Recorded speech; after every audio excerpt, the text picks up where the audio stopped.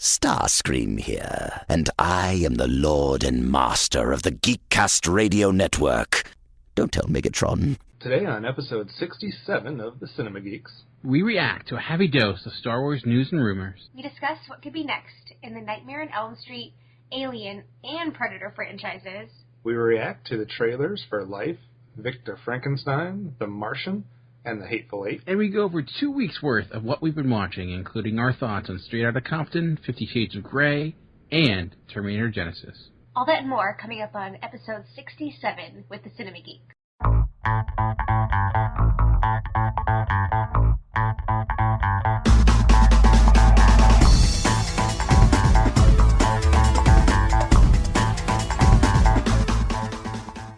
That's right, it's episode 67, and we are the Cinema Geeks. I am one of your Cinema Geeks, Kevin Optimus Solo, and joining me, as usual, is Movie Revolt Dan. Hello. Hey, how's it going?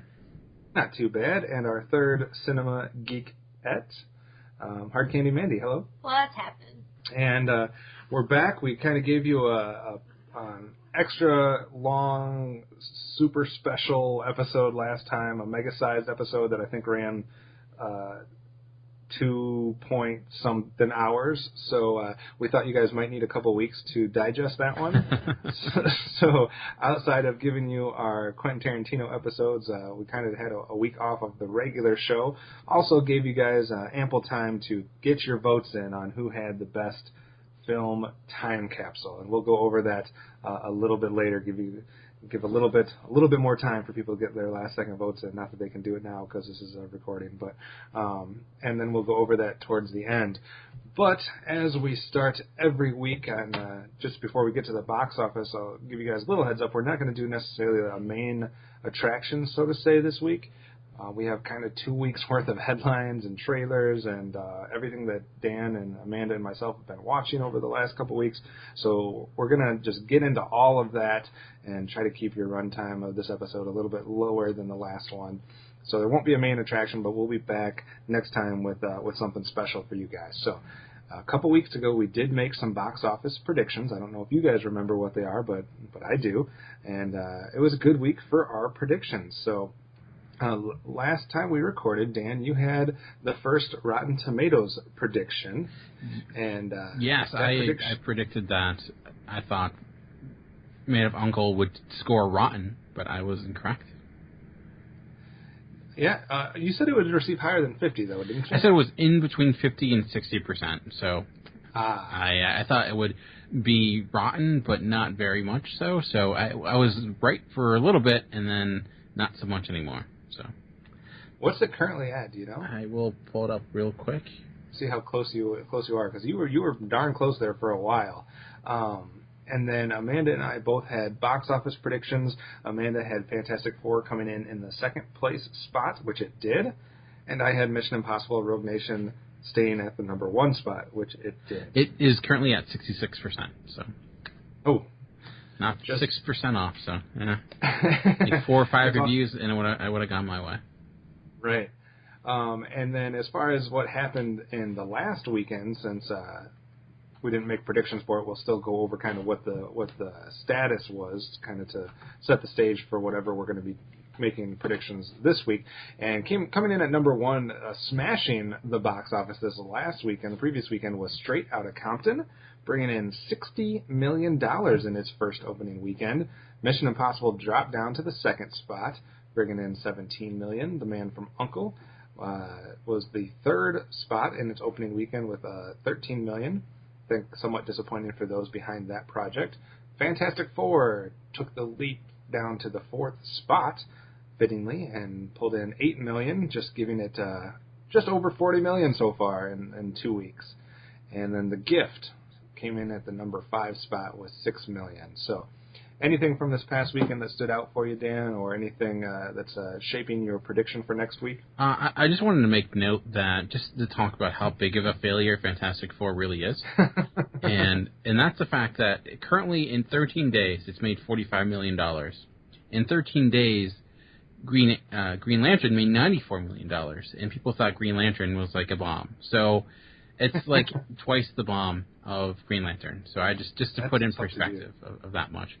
And that's with a good cast, and man. Yeah. And also, which is kind of weird, but 2015 is already shaking up to be a pretty big year for movies. And did you know, I didn't realize this till now, but or a few weeks ago, but Furious 7, just looking at year-wise, if Furious 7 came out last year, it would be the #1 movie of the year of 2014. So the top 3 movies this year have all made more money than anything that came out last year. So which is kind of crazy. Yeah, and like I said a couple months back, this definitely is going to be a record-setting year when we get everything said and done. The only question is, will it eke out a few more 200 million mark to break that record too? But it's already going to have the most films to make 300, 400, and 500 million, I think, ever. So it's kind of crazy.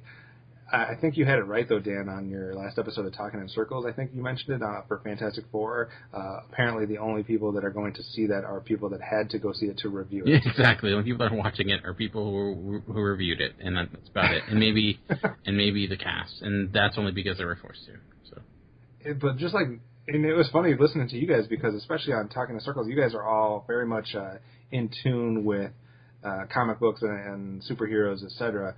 And listening to all three of you just completely not even show 1% interest in watching that film was very telling. Yeah, no, not at all. And like I said, I been a champion in the film because I thought it'd be good. I thought I had a lot of faith in the cast and director. I haven't seen it, so I can't say if it's as bad as people say, but that kind of shows you just the marketing. The trailers have just were so dull to me. I didn't even bother. I'm like, I'll wait. Why waste my money to go see a movie I'm probably not going to like? So. Yeah, that is for sure. It currently holds an 8% on Rotten Tomatoes.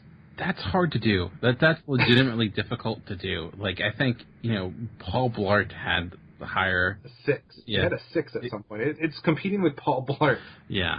So that tells you something. Yeah. Man. And I do think, though, sometimes there are those movies that people have their claws out for, and they're just ready to hate. And I think Fantastic Four was one, and not Lone Survivor, but The Lone Ranger, was it last year, 2 years ago? I thought that was a movie, too, that, it got killed, but I didn't think it was nearly as bad as people made it out to be. I didn't think it was a good movie, but I think there's sometimes that happens where it's just, we want that, the bomb of the summer, and once it just gets piled on, so. Yeah, it's definitely joining a very mixed last couple of months, because we've had a whole bunch of bombs as far as Rotten Tomatoes go, and we've had a bunch of certified fresh movies. It's kind of interesting because, we've had Fantastic Four tanked, Vacation tanked, Pixels got terrible reviews, but we do have some very favorable Rotten Tomato scores for Mission Impossible, Straight Outta Compton, Ant-Man, and even The Gift, which surprised me. Like I said, it's sitting at 93%, which I did not predict early on in the year when I saw the first trailer or spot for that, so... definitely a little bit of everything out there. Amanda, what are you thinking as far as looking back at this last week? Any surprises? Straight Outta Compton held off Man from U.N.C.L.E. and Mission Impossible take the #1 spot? No, I'm not surprised by that at all. I mean, it was a great movie. I think the marketing and kind of the target audience, plus everybody who was outside that target audience that still found themselves interested in the story, I think it definitely paid off. And I know that there's a lot of buzz around it, so it doesn't really surprise me what the lineup was here on the box office. Yeah, I think there's a lot of people that were super familiar with the content that wanted to see more about it, and then there was a lot of people, I heard JD on In Session talking about it, and it kind of fits for me, too, of someone that knew who the people were and maybe knew a couple songs or some of the stuff, but didn't really know anything about the story or the group or anything that went into it. So, we were intrigued, just to more of almost an educational standpoint of finding out what all happened. So I think it's appealing to a lot of different groups. Who wants to go first for a prediction for next week? We have, as far as releases go, we have Sinister 2, we have Hitman Agent 47, and we have American Ultra, as far as I guess those would be the main. And it's a cavalcade of amazing films this weekend, isn't it? Jeez. Actually, I'm going to go with kind of a random prediction, and I'm going to try to figure out. I'm hoping I can even figure out if this is true or not. But this is going to be my guess, and that is, this will be the worst weekend box office wise of the year so far. Straight Outta Compton, I feel like it'll drop 50%, because typically that's what happens. So it'll still be but I think everything else coming out this week seems to be, not very buzzed about. Like, I think the highest thing on Rotten Tomatoes is like 20%, and people are going back to school. August tends to slow down to begin with, so my guess, my prediction is this is the worst box office weekend of the year so far. I'm going to piggyback off of that because my prediction was actually very similar. I'm going to be the fool, though, and actually put a number on it. So he'll probably oust me on that one. I could have gone something easy and said, like, Trainwreck's going to pass 100 million because it's at 97 right now. But I'm actually going to go with a combination total of the top 5 at the box office this last weekend, and it's going to be very similar to what you're saying, Dan, with a very bad weekend. And my prediction is going to be that if you combine the top 5 this weekend at the box office, it's going to be less than 55 million total. Wow. Brave. So less than 55 million total if you combine all of the top 5 films just from this next weekend. So that would definitely, I think, I haven't checked the numbers to see if that would place it at the worst weekend, but it has to be. If it's not, I don't remember a weekend being that bad. So, Amanda, what are you thinking? I am going to lock down the top 5, I think. So, Sinister 2, I believe, is going to come in at number 1. We're going to put Hitman Agent 47 number 2.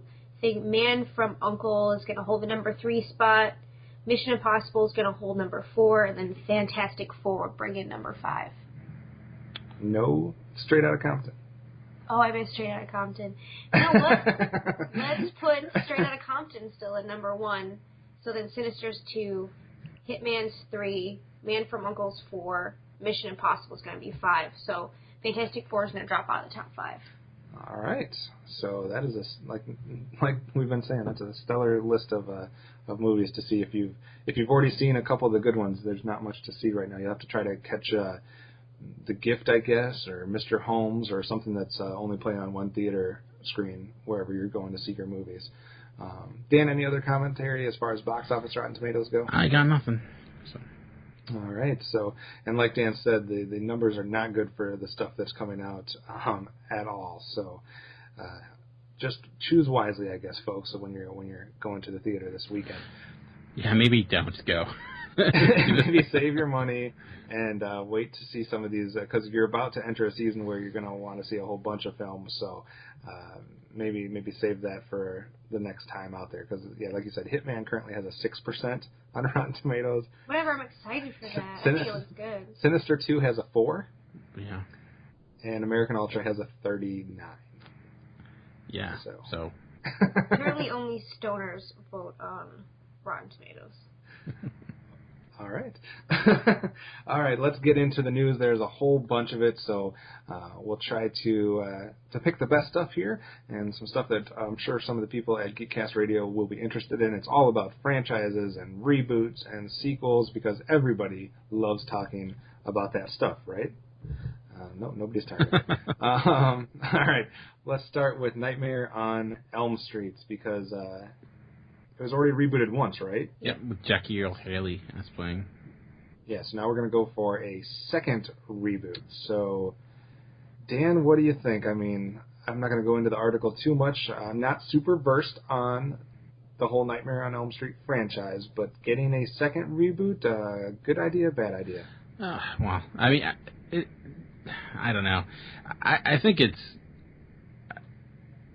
a bad idea. I don't know. Like, horror films tend to every so often you get a decent reboot here and there, but the reboot that came out a few years ago I don't think it was awful. It was okay.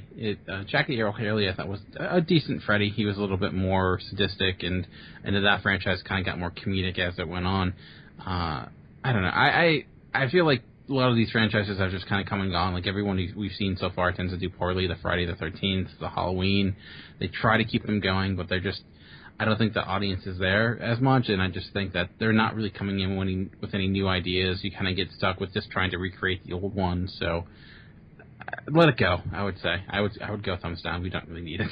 But I'm also not a huge Nightmare on Elm Street fan, so I don't know if those that are would be excited to see it done right again. Maybe if they got back the original guy who did Freddy, maybe it would be better. Yeah, I'm going to echo that, but like I said, I'm not very well versed in the franchise at all, nor am I a huge horror fan.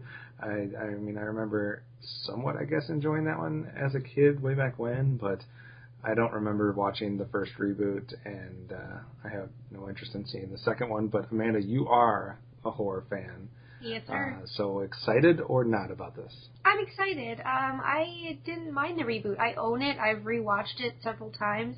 I think that Jackie was a great Freddy, and I would even not be opposed for this second reboot, to have him in it again. I mean, I thought he was awesome. I think it was everything else that was a little watered down. I think it had some really cool scenes, definitely, but I don't think that the scare factor really lived up to the Nightmare on Elm Street name. So I just hope that they bring the pain with this next one. Bring the pain. Now, Dan, I remember you were on an episode of, I believe it was True Bromance, when you guys were talking about the best and worst movie weapons. And wasn't it Freddy's gloves that came up on that? I can't remember. What side of the debate were you on that one? I probably was on the pro side for it, because they're kind of like Wolverine's claws, so I feel like I'd be obligated to say they're good. So I don't know. Definitely an interesting. I mean, not the most long range weapon, but I feel like it's effective in what he's trying to do with it. It's just creepy. Yeah, I agree. I always that was one of the appeals to me, was his old get up with the claws and everything like that. And you could use it to if you toss a salad, you got it there. It's multi-purpose. Yeah, it's like. You got to get him and Wolverine and Edward Scissorhands all like in a room and see who's. They're in like a support group. Yeah. It's like Wreck-It Ralph. Yeah, they meet at like a waterbed, like outlet. Take out their anger. All right, moving on to the next headline. For months, for years, this guy has said that he had no interest in this and he would not be involved. But now we're getting the article here that Bill Murray has confirmed an appearance in the Ghostbusters reboot. What do you make of the 180 that he's taken on here, Dan? Well, to be fair, he said he wouldn't be in Ghostbusters 3. Like, he necessarily didn't say he wouldn't be in a reboot. So I guess maybe that's the difference. I don't know. There's a lot of crazy stories surrounding Bill Murray and like how and when he says yes to projects, and how like he has this answering machine that like you call and he listens to it occasionally. And apparently one time he only said yes to a project doing Garfield because he thought it was written by the Coen brothers, but it was actually Joel Coen, who was not related to them. so there's all these crazy stories of why he says yes to different things. So, I mean, I'm okay with it. Like, I feel like that Ghostbusters remake has been getting killed online for everything it does, but... Right. I mean, who knows what it's going to be? Is it going to be like a cameo where you can't even tell who he is? I know he talked about being a ghost. Is it going to be something like that? So, yeah. I mean, maybe he just read the script and he thought it was funny. So, and it's not by Dan Aykroyd. Maybe that was the key. I think that's probably really what it's about. Yeah, it looks like we're going to get a couple cameos from the old guys. I mean, I don't think it can be a bad thing. Amanda, will his cameo in Ghostbusters be better or worse than his cameo in Zombieland? Spoiler alert, my bad. I don't know if I can judge that yet, not have seen it, but I feel like Bill Murray could quite possibly be the king of cameos. And I really don't care what he's doing in it. I just feel like he needs to be a part of it. If he was a ghost and that was his cameo, I think I would eat that up. All right, so you have to let us know if you're excited or not for Bill Murray joining the crew. I don't see how anybody would say necessarily that's a bad thing, but so thumbs up from most of us, I believe, on that. Going on to a headline that I didn't think I would read as far as the reboots and all of this type of stuff, but that's probably why it's happening, because it's always the stuff that you would last choose to have rebooted if you were the one in charge. So here's the article. Zac Efron in talks to join Dwayne "The Rock" Johnson for Baywatch reboot. Dan, react. No. My first reaction is why? God, why? But then I'm thinking about it. I'm like, Zac Efron was actually pretty funny in Neighbors.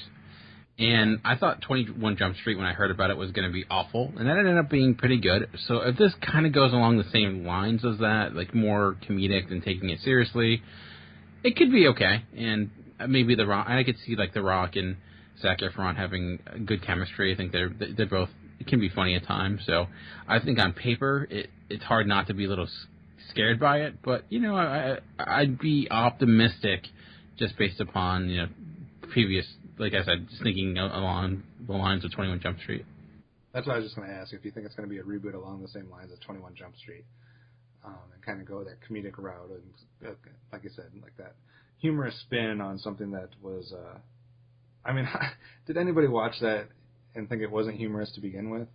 Then are there diehard Baywatch fans that like took that for real serious back then? Took it for cereal. No, the serious show was Baywatch Nights. That's when they got serious. So. I find it interesting that the first couple castings for this that are making the headlines are both for the male cast members of Baywatch, since the original show did females watch the original show at all, or was that just for prepubescent boys? I don't know. Are you admitting something there, Kevin? No, I know I had a couple of classmates that were obsessed with Baywatch and Pamela Anderson. I don't even know if I've seen an entire episode of Baywatch. Can you get hepatitis from watching a TV show? I believe so. Well, this would be the test.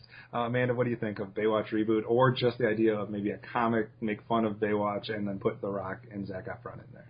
I think if they're going to do it, it's going to be the comedic route, just solely based off of Efron coming out of Neighbors and how well that did, and that even getting a sequel. So, and I think The Rock tends to put some kind of humor in his own way in whatever he does. So I think it's definitely going to be a comedic reboot. But if it's anything along the lines of 21 Jump Street, like you guys are saying, I think it'll be golden.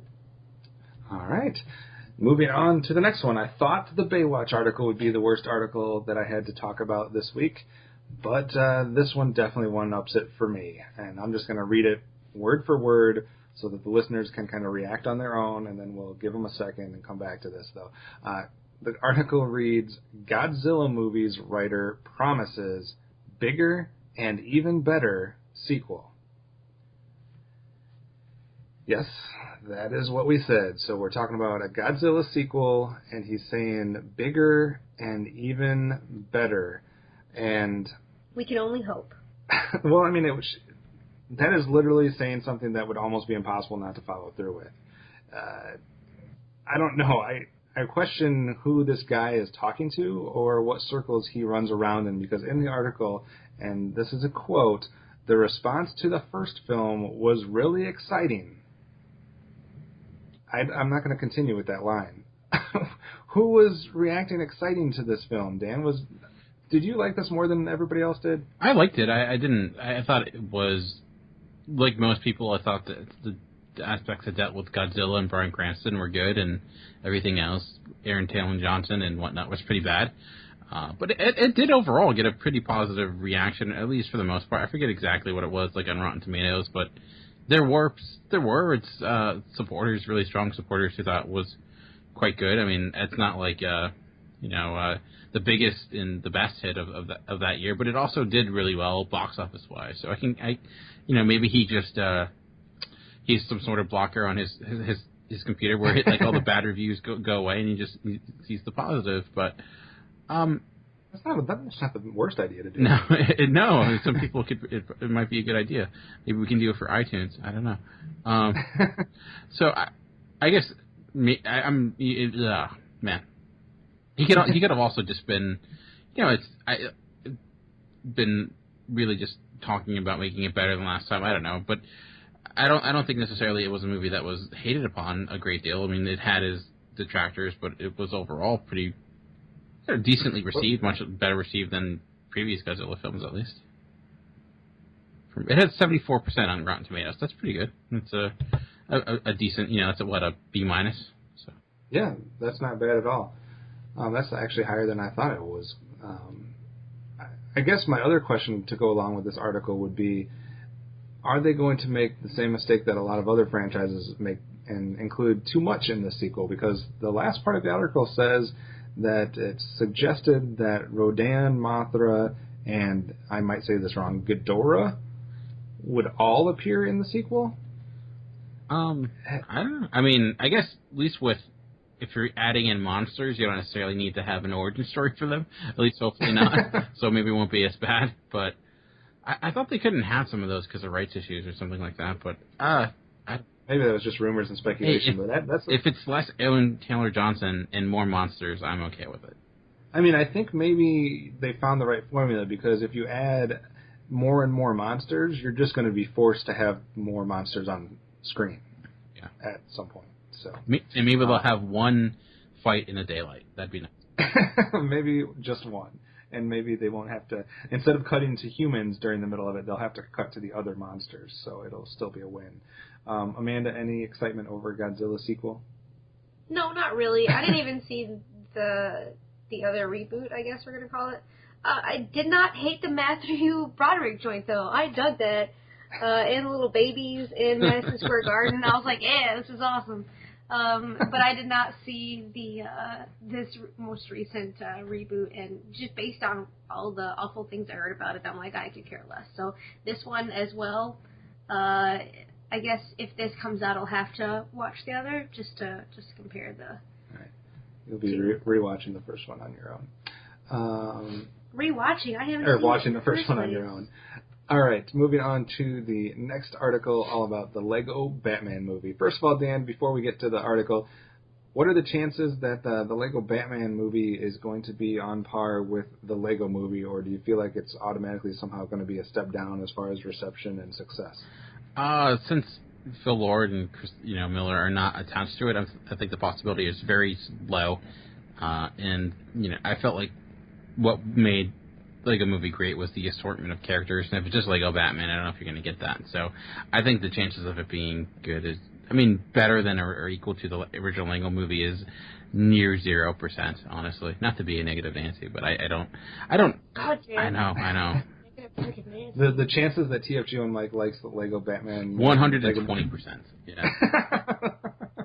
Absolutely. Amanda, are you excited for Lego Batman? I know you played all the Lego video games. And actually have not played Lego Batman.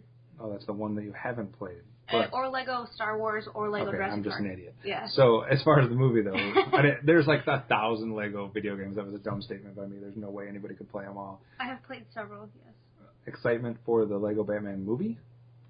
Yeah, I think that I really like the Lego movie. I don't know if I, creamed my pants as much as everybody else did over it. I think this one might be super fun, though, and just hearing all the voice cast. Stop shaking your head at me. What did you just say? Psyching me out over here. I think just hearing all the voice castings that are tied in this is getting me even more excited about it. And Dan, the casting of Zach Galifianakis as the voice of the Joker. What do you think? Sure. Why not? I guess. What I find funny about this movie, though, is just the amount of hits websites are getting off of it, because just the naming of the titles are very peculiar, because it'll be like Zach Galifianakis cast as Joker and in really small print in the Lego Batman movie. But they'll it's like, they'll just try to I don't know. I like Zach Galifianakis. I know he gets kind of pigeonholed because of his role in Hangover, but I think he's a better actor than that, and I think it'll be fun. I think it'll be. Shh, I can't hear Keanu. What do you say? I said, shh, I can't hear Keanu. It's from his stand-up. Oh, my bad. Yeah, I agree with you. I think he's a decent actor. I think he surprised a lot of people in Birdman last year, and I think he's got a lot of talent that we might be able to see another side of him and see how he does with the voice roles there. Another kind of, I guess you could call it a pseudo-horror film, cult classic maybe, confirmation about a Beetlejuice 2 movie coming possibly from Winona Ryder, also kind of referring to a interview that Michael Keaton did, or no, that Tim Burton did. One of them. Somebody said something in an interview, and she kind of took it off there. Winona Ryder. Yeah. So what do you think, Dan? I think this is the right time for something like that. I'm not necessarily saying that we necessarily need one, but I think if they were going to do a reboot or a sequel to Beetlejuice, this is the time where it's all about all of the undead and all of this type of stuff, and I think people would eat this up. I don't know. Is there still... There was never not a following for this movie. There has been a continuous following for this movie. I'm guessing you're giving this a thumbs up. I'm giving it 2 freaking thumbs up. I even loved the cartoon. I think that it was a really cool, fun, scary, creepy, rude, crude, and socially acceptable world to be in. I loved it. All right. I'll freely admit that I have watched the cartoon Beetlejuice, but I've actually never watched the movie. I know it's ridiculous. You've never seen the original movie? I have not. No, it's just one that I don't know. I've always missed it. I've seen bits and pieces here and there, but never sat and watched it straight through. So maybe it'll get me more obligated to go watch it. I don't know. There you go. My little brother was in diapers and wanted to watch this movie on repeat. And was that recently? That's disturbing. When he was little. And he wanted to watch it over and over again, and he would recite some of the lines and act out a couple of the scenes, and it was ridiculous. It's worth it just for the Deo song, whatever the name of that actual song is. Yeah. All right, so we'll have to see, Dan, if you watch that sometime down the road and get your reaction from that. I haven't seen it probably since the 1980s. So what? Or maybe the first couple years of the 90s. I don't know. I definitely haven't seen it since I was in high school. So that's been a long time for me as well. I mean, not as long as you, Dan, since you've never seen it. But going on to one more news, and then we got a plethora of news from a certain franchise that we're obligated to talk about. But before we get to that, Dan, I wanted to get your opinion, because I don't know if you've seen this show or not. I personally have not seen the show. Did you ever watch the HBO series Deadwood? No, it's been in my queue forever, and one big reason I haven't is because I've heard it it kind of ends on a cliffhanger, so I've been hesitant to pick it up because I'm I don't want to watch a show and then end up getting disappointed because it never got a proper finale. This is definitely one of the shows, if I had HBO at the time, I probably would have watched, because it's something that's right up my alley. I love that kind of setting and the whole Western feel, etc. And I definitely would have watched it. I think I saw part of an episode early on, and I was going to get into it, but I'm I have no way to watch this, so that would be a really hard thing to do. And it was probably before the amount of options that are currently available to watch TV shows. Because Amanda bootlegs the crap out of some TV shows. It is on Amazon Prime, so.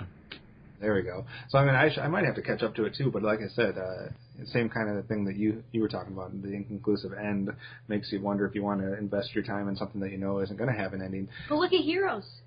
Yeah. Same thing happened with that, and it's coming back, bruh. You're excited about that? Super excited. But I know there's been multiple things that they were going to do to tie up all the loose ends and kind of put this to a close. And now it seems like they might be starting to discuss making a actual big screen film to try to kind of tie it all together. I'm not going to say much about it because I've never seen it. Dan, you've never seen it. Amanda, have you ever seen any episodes of Deadwood? No. So we'll leave it up to the listeners to tell us if this is good or bad. Are you guys excited or not about the possibility of a Deadwood film? Or is this enough to make you want to watch the series for the first time? So, interesting to see your guys' take on that. We have a whole bunch of Star Wars-related news, so let's just get it all out there, get your guys' reaction. If you're sick of Star Wars news, you can pass your turn here, but I don't know. It seems for me to be the one franchise that I don't get sick of news and rumors for, although I'm trying to stay away from anything that tells me anything about plot or details of that nature. Dan? I heard The Force does awaken, so just... The Force Awakens? Yeah. Man. Thanks for ruining it for me, Dan. I know. Well, thanks for clarifying it for me, because I wasn't sure. Yeah. That's what I'm here for. So there's a bunch of articles recently. There's details about the Han Solo and the Boba Fett possible spin-offs. There was the casting news for Rogue One. There was the confirmation of a director, one Colin Trevorrow, for one of the future episodes.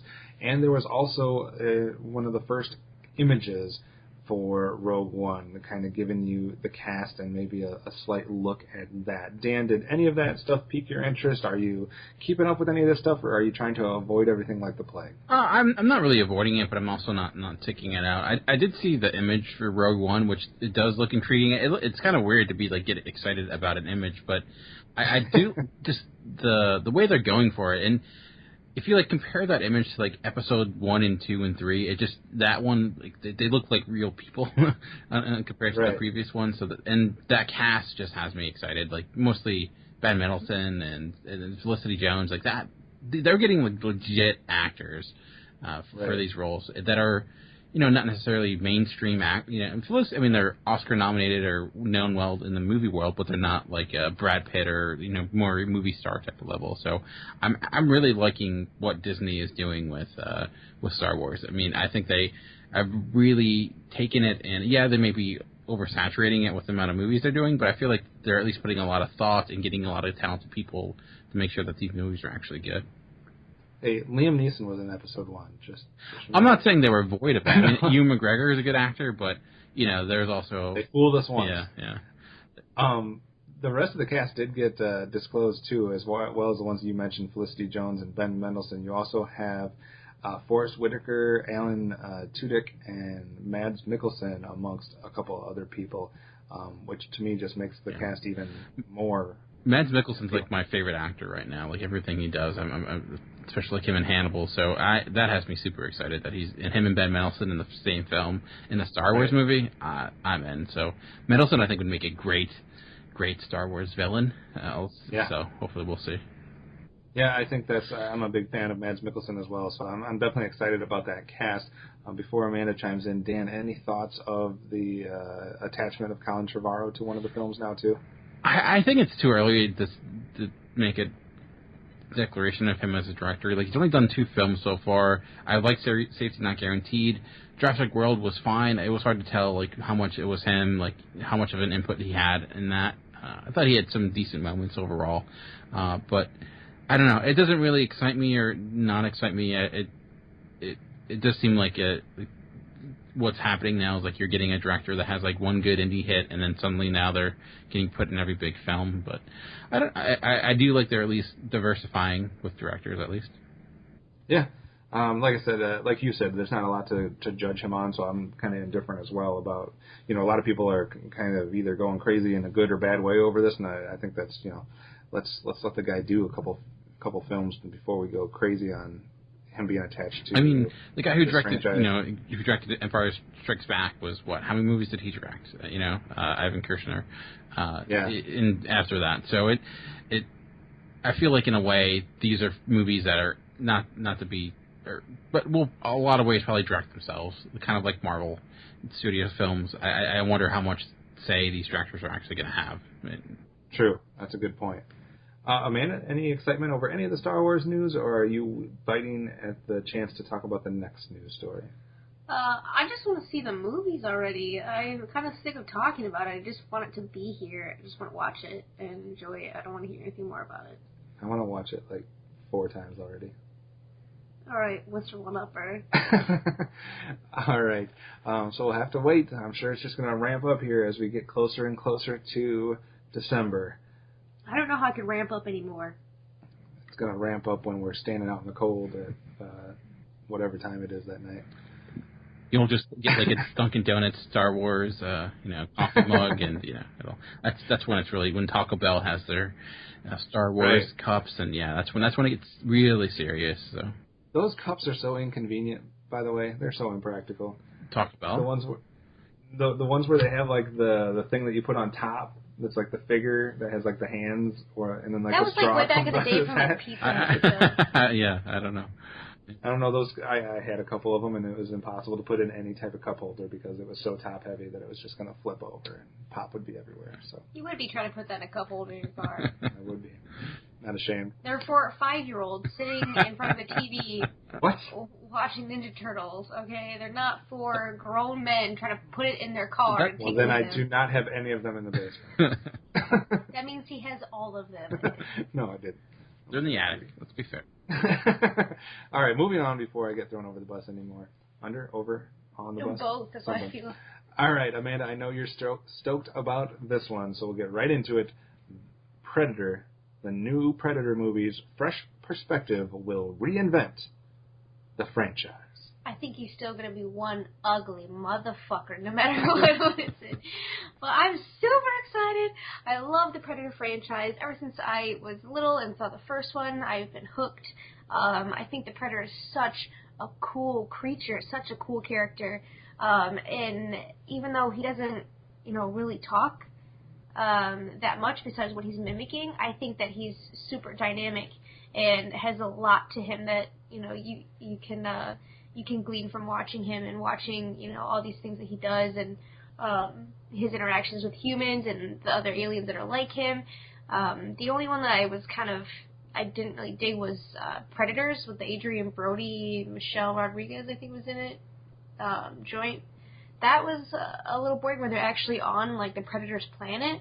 I thought that could have been done a lot better. So I'm excited for something to come in and kind of rejuvenate the whole franchise. You are way more knowledgeable of the Predator world than I am. Dan, I had a question for you along this one because the producer is heaping a whole bunch of praise on Shane Black, and just a couple of snippets here from the article. His new direction for the franchise is nothing short of genius. I've read a lot of his script, and I think it's genius. Again, right after that, I think it's genius.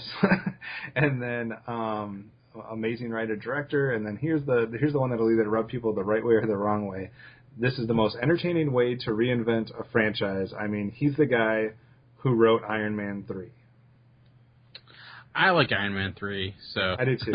I know a lot of people don't, but I like Iron Man 3. So do you think it's interesting, though, the way that... the amount of praise, or are you intrigued by how he's claiming this is going to be a pretty unique reinvention and relook at the franchise? I like Shane Black as a writer. I think he is a legit writer. I mean, if you didn't even like Iron Man 3, Kiss Kiss Bang Bang, Lethal Weapon films, I think there's no question. It is interesting thinking, I don't know if he's ever done science fiction before, but reinvents, that's a tricky word, honestly, because, how much are you reinventing with... I don't know. Like, I agree with Amanda that, the Predator is a great character. He's it's kind of just his idea and, like, his character design. It's amazing. It's one of the, one of the best. So I think, reinventing is good, but also I don't want to get to the point where it's like now you have this alien that can talk and he's like, some sort of like ninja character that's nothing like the original. Because, reinventing can go a lot of different ways, And Shane Black's typically a guy who is known for his dialogue. So can you make that into Predator? Maybe you can. So I too. Subtitles. Yeah, I too was. I'd be okay with that. I would totally. Yeah, was a little disappointed with Predators. I thought it had a good premise, but ended up just kind of being a meh film. So I do think there's more to get out of the Predator franchise. I've read some of the comics. There's actually some good stories there. The mythology is actually interesting for sure. So hopefully they'll be able to do something and bring it back. And Amanda has drawn a picture of the Predator for me while we've been talking. I'm trying. All right, so interesting news as far as Predator goes. We'll see how that all turns out and what kind of genius new take on it that Shane Black has. I'm intrigued. Maybe he'll look like this. I don't think he's going to look like that. I'm glad you knew that's what it was. That's great podcasting, though, by the way. All right. We talked about the reboot or the second chance try at A League of Extraordinary Gentlemen and what your guys' interest level was back then. I'm curious now if you're more or less interested now that it turns out where it's going to be the League of Extraordinary Gentlewomen instead of men. Dan? I just hope that's not the title. Gentlewoman. You didn't like it? No, not so much. I don't know. Sure, I guess. I mean, I don't know what characters they're going to be introducing or using or actors. It's kind of hard to say without many names attached at this point, and it doesn't really have source material, like, to my knowledge, that the original did. So I'd be interested at this point, but it's hard to really give a full opinion on it since it's really in infancy at this, with what we have so far. And not that you can't change genders of characters that are already established. The article does state that there was only like one female character in that. Yeah. Nikita. What'd you say? Yeah. I mean, I don't know how you make like Huckleberry Finn into a woman. Maybe you could. I don't know. I think hopefully they don't do that, and they more so get like good female characters from classic literature and use those, because that would be kind of cool if you can get some. Yeah, I think that would lend itself to some decent possibilities and some interesting creations. Amanda, you liked League of Extraordinary Gentlemen. I think it was fine just the way it was. I don't know what they're going to do with it, making it more female-centric, going in line with the Ghostbusters reboot. I think of it, I'm not really sure how they are going to morph these characters or what characters they're going to use. I think that if I could see some casting behind it, I might be a little bit more excited. I'm definitely excited for the idea. When I heard it's going to be more female-centric, I was a little taken back from it, so I need some more news to renew my faith in it. Do we know what role Melissa McCarthy will be playing? Bitches and everything, doesn't matter what she's playing. She'll just show up, walk through the set. She'll be Frankenstein's monster or something. That'll be a movie. Yeah. Oh, yeah. Someone's going to hear this, and that's going to become a movie. I thought she was going to be a Stay Puft Marshmallow Man in the Ghostbusters reboot. So. Not the case. All right, I'm not going to let anyone talk about the next one because I'm just going to tell all the listeners to circle your calendars, 2018, because that's when we're getting a feature film animated version of Scooby-Doo. Yay.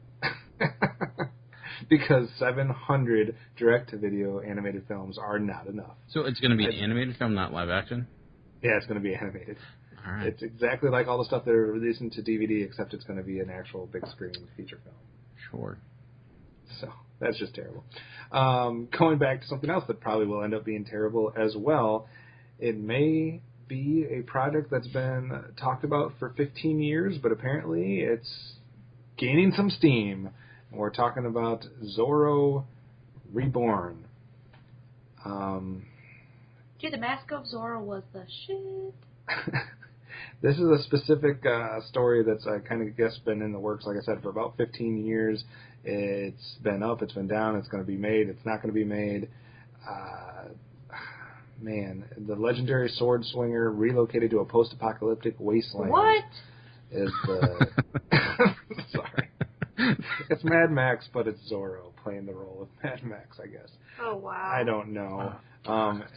They're trying to introduce the classic Zorro character to a new generation, but don't worry, folks. Don't get too excited because they're actually still searching to try to find a director. So, I hate to introduce it to a new generation. We're just going to take everything about it and make it different. And this is ridiculous. You don't need to put everything in the post-apocalyptic world. It's not. You don't. It worked for Mad Max, Dan. Yeah, but he was originally in it. Post-apocalyptic world.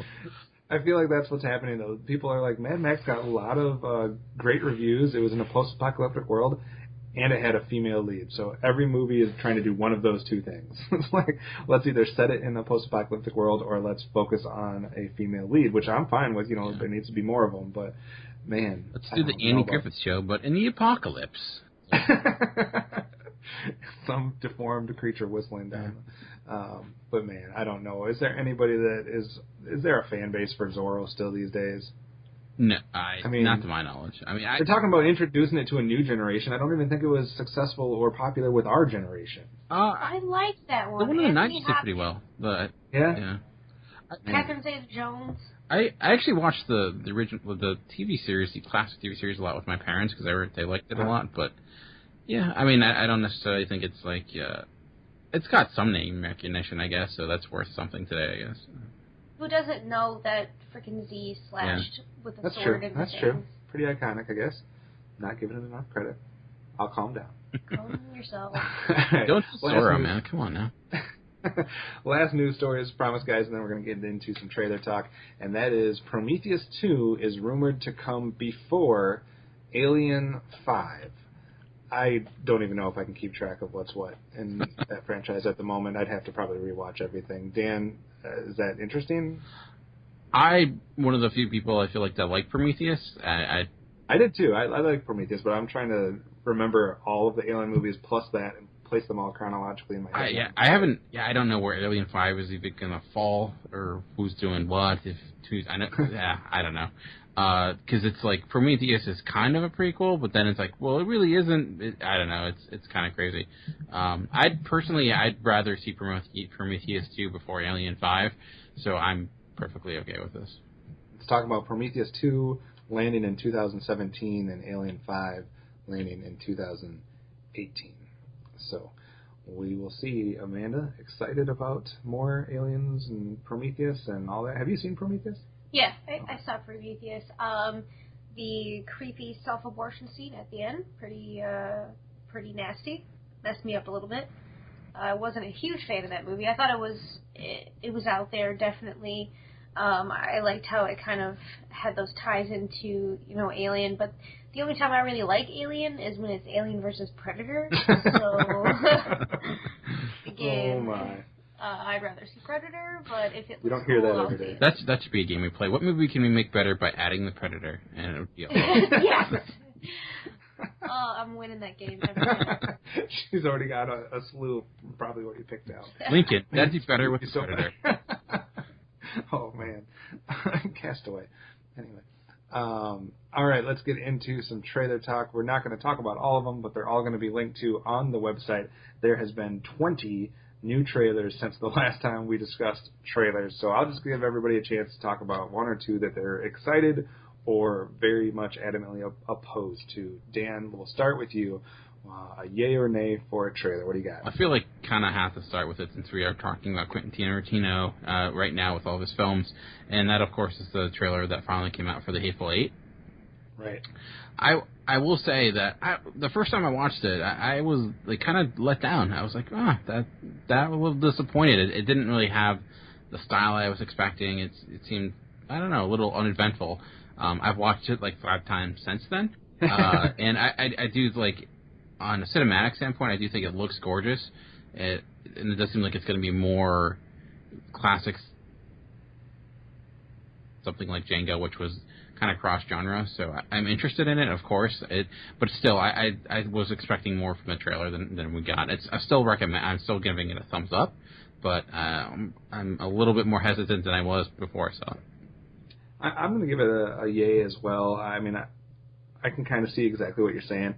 I was still excited about it, though. I like the setting. I like the actors involved.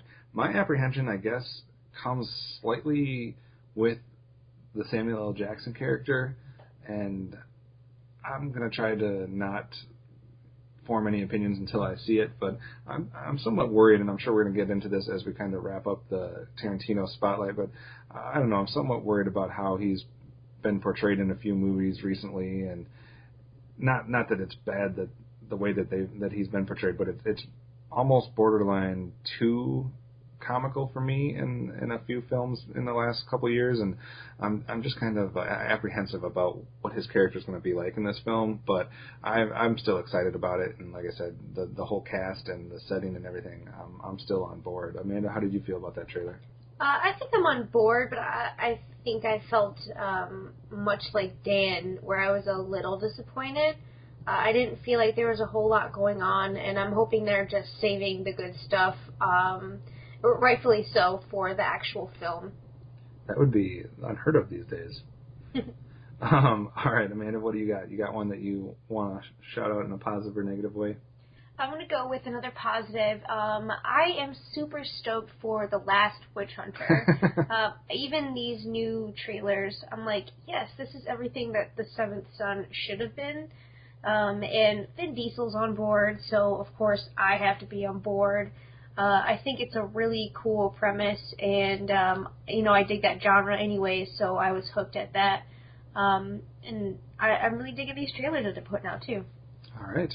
I'll keep it positive as well, and the one I'll talk about, which I can see maybe not everybody being as positive about, but would be the first look that we got at the movie Life, about James Dean and the photographer that is following him, with Dane DeHaan seemingly getting all kinds of early praise for his role in that one. That was one of the ones that was kind of in the discussion for me with the most anticipated films of the year, and it's kind of the first look I got at it, and I'm still on board. I think this is going to be an interesting film, but I'm also a big James Dean fan, so I guess it wouldn't take much for me to be on board at this point. I don't know. What was your Dan? Did you have a reaction to that one? I did like it. I do like Dave Duhan as an actor, and I'm actually really intrigued in what that's going to be and how that's going to work out. So I'm excited for it. All right, Amanda, any interest in it? I don't think I had heard about this before we watched the trailer the other day. And I think that I'm going to dig it as much as, I don't know, I think it still has a slow feel that I'm not going to like, but I do think that James Dean is a Super Bowl guy, and some of that look that we got with that casting is pretty intriguing. All right, fair enough. Give it one more round. You don't have to pick something else out if you don't want to, but if there's something else that you would like to give a shout out, go for it. Dan, anything else? Two kind of come to mind, but I'll go with The Martian. And it's similar when I was like, I thought Pixels could be good, and I was disappointed. I'm worried about having getting excited for Ridley Scott movie just because he's last 2 years with The Counselor and actually was it Gods and forget his Exodus, yeah, and I have not yet to even watched that because I just couldn't bring myself to it. But I think it looks pretty good. I was wondering like how they're going to make it work, but I'm liking the idea. I mean, this cast looks strong, so I'm hesitant but optimistic about that film. So.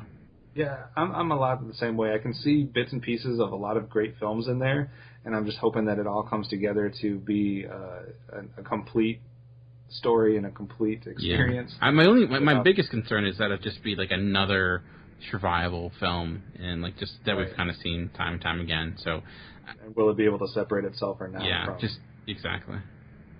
Yeah, I'm with you on that one. Amanda, your thoughts on Martian and any other trailer you wanted to bring up? I think Martian should be pretty good. I think it should be an action thrill ride as well as like kind of an emotional roller coaster. So I think that's going to have quite a few things going for it. And Matt Damon sciencing the shit out of things is going to be pretty cool. I think that my next trailer choice, I'm going to go with another yay for Victor Frankenstein. I think that whole story and the lore behind that is always super cool to watch. And with James McAvoy and Daniel Radcliffe, Harry Potter and his house, I think it's going to be a really cool adaptation. And seeing little snippets of the monster in that trailer, it really has me intrigued. I think it should be pretty good. All right. If I had to pick another one out, if I was trying to be positive, I don't know, maybe Stonewall, but I guess to be negative, I would go with the trailer for Ride Along 2. Why would you? That's just not necessary at all. So I didn't enjoy the first one. I'm not going to see the second one. So I don't know. If anybody's excited for that, I guess you can tell me why, but I didn't hear anybody praise the first one very much. So. I also think that it's comical that writer of the song "Fuck the Police" is playing a cop once again in a movie. True. Very true. All right, so there's a bunch of other trailers on the website. Go ahead and check those out. Give us your feedback on which ones you're excited for, which ones have kind of taken the air out of your balloon there, and or air out of your sails, whichever is the best phrase. I don't know. But we're going to take a quick break. We've been at it for a little while. We're going to catch our breath, and then we're going to come back and talk to you about all the different films we've been seeing since last we talked. So we'll be right back after the break. After these messages, we'll be right back. Hey guys, it's Optimus Solo and Hard Candy Mandy. And we just wanted to let you guys know about another podcast out there that we both think you would all enjoy.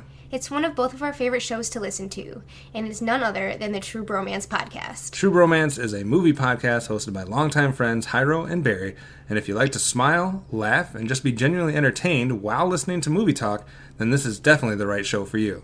Each week, the guys break down a recently released movie, and not only do they tie in the movie that week to the beers that they are drinking during the show, but they also tie it in to a real fun top and bottom 5 list associated with that movie. It's a blast hearing both sides of these lists, and it definitely makes them unique amongst all other movie review podcasts. So we definitely want to recommend all of you guys to go check out their show. Just search out the True Bromance Podcast on iTunes, Stitcher, and all other podcast platforms. And if you listen via iTunes, do us a favor and leave them a 5-star review. And don't forget to let them know that the Cinema Geeks sent you. On the Simplistic Reviews podcast, we talk movies. We talk TV.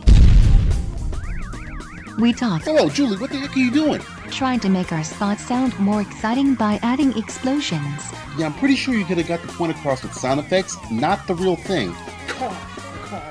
Download the show on iTunes or at simplisticreviews.blogspot.com. I'm sure your insurance company will cover that. No, they won't. No, they probably won't. Hi, this is Greg. This is Chuck. And this is Dan. And we are Talking in Circles. Because the world needs another podcast, we are here as Geekcast Radio's newest edition. And as the title says, each week we get lost in conversation about a wide range of topics, including movies, comics, games, art, TV, and even occasionally sports. We play games and discuss pivotal topics like who would win in a fight, the Kool-Aid Man or Tony the Tiger, and examine the hot-button issues of the world of geekdom. We keep things fresh by taking timeless topics in new directions. We are simply three friends having a fun time talking about life's most fascinating foibles. Stay connected with us every Tuesday on iTunes or at geekcastradio.com.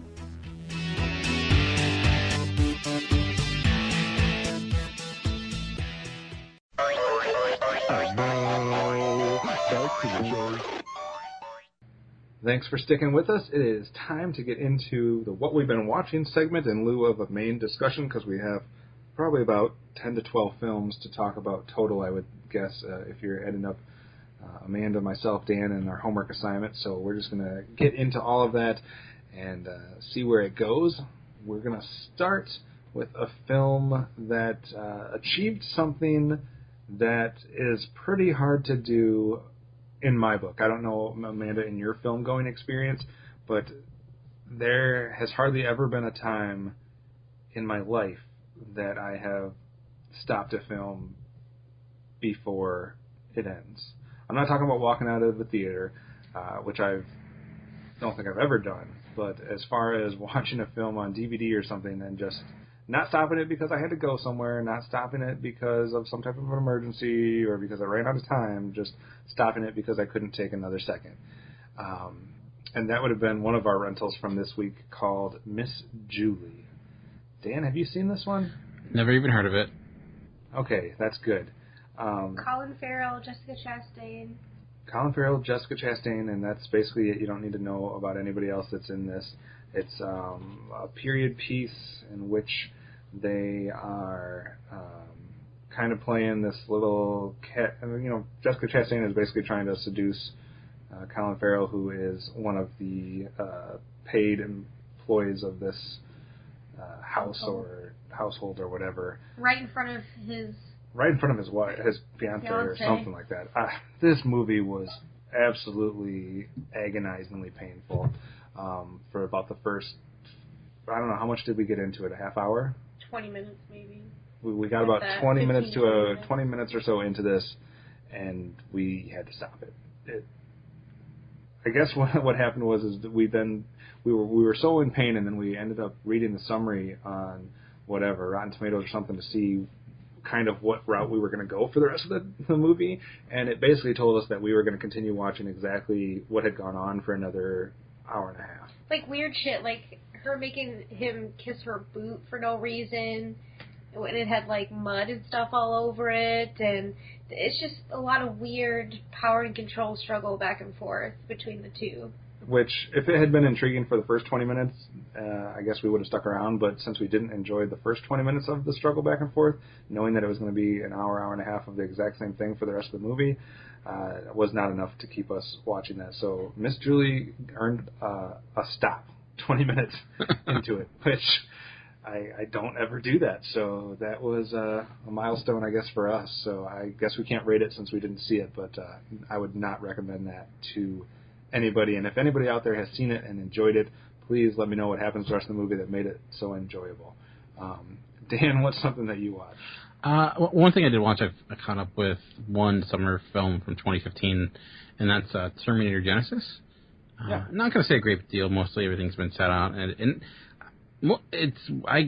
this is kind of getting killed by a lot of people. I mean, people thought it was like the worst thing ever. I didn't think it was nearly that bad.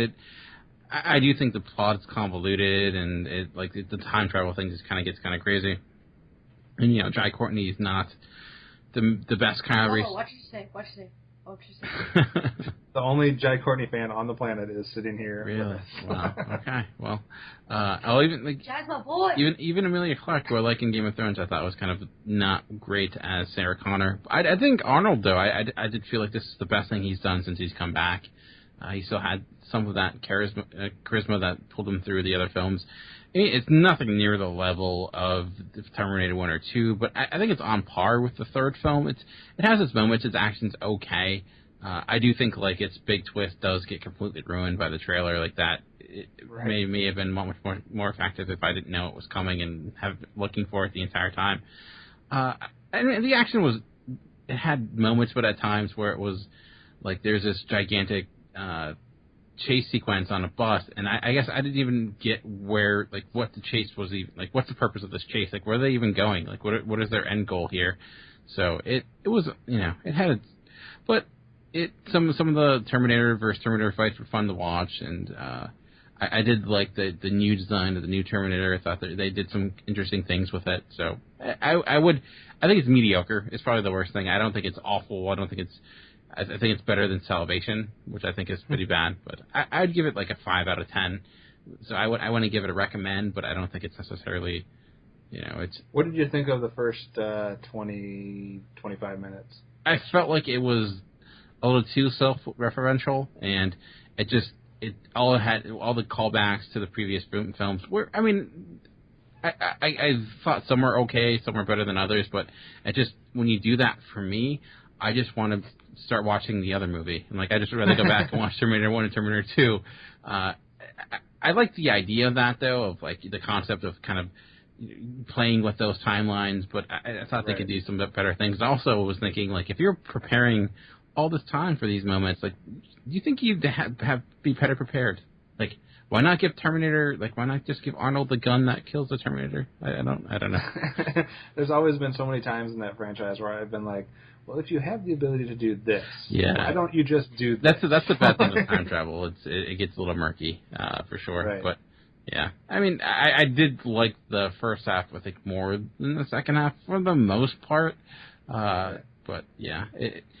The thing that kind of annoyed me, and I guess it's because it's supposed to be the beginning of a trilogy, was the amount of unanswered questions that it leaves, and I think I hate this thing movies are doing now, where they're writing for the sequel, where it's okay, this will be explained later, and that gets annoying because what we're seeing is that often doesn't happen. The sequel maybe not get made, so then you're just having a half of a film. So right. No, I think that is a dangerous thing. I think there is something to say for a film that could be part of a franchise or a trilogy or whatever that can also stand by itself, can stand on its own. Just to go to the classic example of the original Star Wars film, A New Hope. That's a film that does fit into the whole franchise and the whole trilogy, but it also could have been a film in and of itself. And I think there's something of an accomplishment when you can do that. So I'm with you. I don't like the whole let's just write something and then set it up for 18 more films by not answering anything in the first film. Amanda, what do you want to go to next? Do you want to go into one that I just saw, or do you want to Let's go into one of the two that you saw by yourself. All right, I guess we could start with Ouija. I finally caught up with Ouija. Was that 2014 or 2015? I don't know. It's from last year. Well, 2014. I do like the horror genre. I even like beat-rated horror for the most part. This movie, I think that it was a cool concept, and it did a couple things really well as far as their scare tactics went. It was a lot of jump scares, and then at the end, I think that it had some pretty creepy elements as well. I wasn't terrified throughout. I was definitely super creeped out. I'm going to give it a 6 out of 10. Just just maybe being a little hard on it, but also a little generous in some areas too. I don't think I'd ever rewatch it, but I would recommend it for somebody else to pick up. All right. Not enough to get me to watch it. If you would have given it a 10, maybe I would watch it. I don't think it's gonna do anything for you, Kev. Okay.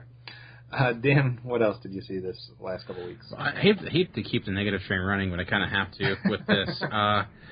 And I'll preface this by saying I am a fan of, I don't know if you've heard of him, Doug Benson. He's a comedian. He hosts the podcast Doug Loves Movies, which is legitimately one of my favorite podcasts. It's more of a comedic podcast. It's he plays a lot of different games, like Leonard Maltin games. So I found him very funny for the most part. Like, I think his podcast is great. His stand-up is pretty good. It's not my favorite, but he has his moments. And he's directed a few films. He's directed Super High Me, which was like a parody of Super Size Me, where instead of eating fast food, he smoked pot for 30 days and look at it and got it to the fact it wasn't a great documentary. It was okay. But he's kind of had this thing where he has been making kind of spoofs of Morgan Spurlock's documentary, and one he did was of Morgan Spurlock's documentary, Comic-Con, Episode 4, A New Hope, or Fans Hope. And he made his own documentary inspired by that called Chronicon Episode 420, A New Dope. Again, like I'm not a pothead or smoke pot at all, but that is a big part of Doug Benson's like comedy in some ways, not so much his podcast, but the basic premise is, and I say premise loosely, is it's just like Doug Benson going into Comic-Con, and his two goals were to find Morgan Spurlock and then like smoke with some dude dressed up as a superhero and kind of just get more of the fan perspective of Comic-Con. This, to me, legitimately is one of the poorest excuses I've seen for a documentary in a long time. And like I said, I'm a Doug Benson fan, but this was... Like, there are times when movies are bad because things don't work out. You go for something and it doesn't work. To me, this was bad because it was just lazy. It was ill-conceived. Legitimately, there are times where you're just following him around, walking along the streets, kind of just doing nothing. You know, at one time you're just like, there's this homeless guy freaking out, so they're videotaping him with a blurred face, and like and then they move on to the next thing. And they probably shot this in a couple of days. And to me, it's the equivalent of just getting like 3 or 4 Vine videos and putting it together and then releasing it as a movie. It's just, it's annoying in just how little effort went into making this movie, and it's useless, it's aimless. There's nothing going on. There's no resemblance of a point. Like I said, his two major goals are to smoke and meet Morgan Spurlock, and he meets Morgan Spurlock. They have like a 2-minute conversation, and then they go on. At the end of the day, I think it was just they had the title, and that's all they had, and then they're like, oh, we'll just videotape it for a weekend, and that's all they did, and there's nothing much to it. And there's very even little review of the actual Comic-Con itself. They go in for like 20 minutes and they walk out. There's nothing really there. So it is bad. To me, it's like an embarrassment of a documentary in a lot of ways. It shouldn't have been released as a major film. I don't even know if it was in theaters, but it is on Netflix. So there are moments where I laughed, like here and there. He puts in bits and pieces of his documentary or his podcast, like one of his live podcasts he does, he put it on, and that was probably the best part of this entire thing. So I would give this the lowest score I think I have given a film on Cinema Geeks. That's a 1 out of 10, and it's avoid at all costs. Don't bother. And I tried to kind of wash the taste out of my mouth by watching his other documentary he did before this, and that was The Greatest Movie Ever Rolled. And that was a little bit better, just because it was just your classic stand-up tour documentary where it was him going around the country and following him around, and that was okay. It was again unoriginal, but at least had more of a resemblance and had a little bit more of a point to it. And I'm a fan of stand-up, so that was kind of cool, just seeing stand-up in different parts of the country and how it's done in different comedy clubs. But overall, I would give that a failing grade as well. I'd probably give that a 4 out of 10. So I avoid those at all costs, but do listen to Douglas Movies, because I do think it's a good podcast. So all right, so a positive review for the podcast and stay away from everything else. Yeah, pretty much. Or at least those two. Yeah, at least his movies. I mean, Super High Me was okay. Like that one's. I think that's like kind of what got him attention, and I think that at least has some merit to it. But everything else he's done documentary-wise has been pretty pathetic. All right, so that is interesting. I don't know if I've ever seen you rate something that low or not find much good. I mean, I don't even think you said one redeeming thing about that. So that to me is the worst thing a movie can do. Like there are times where a movie may not work for me because it's like not my taste or what have you. But when I feel like a movie's failing because there's no effort put in, it's just that to me is the biggest thing you can do when it's just laziness. That's pathetic. Right. I agree. All right, let's move on to one that Amanda and I both saw. I don't know if we're really going to change things to positive quite yet. All this time, we can't even watch anything good. Right. We saw a 2015 film entitled Barely Lethal. Wow, that sounds amazing.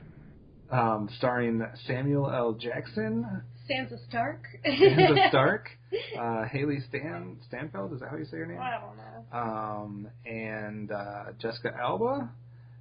And there's probably a couple other people in there that I'm forgetting.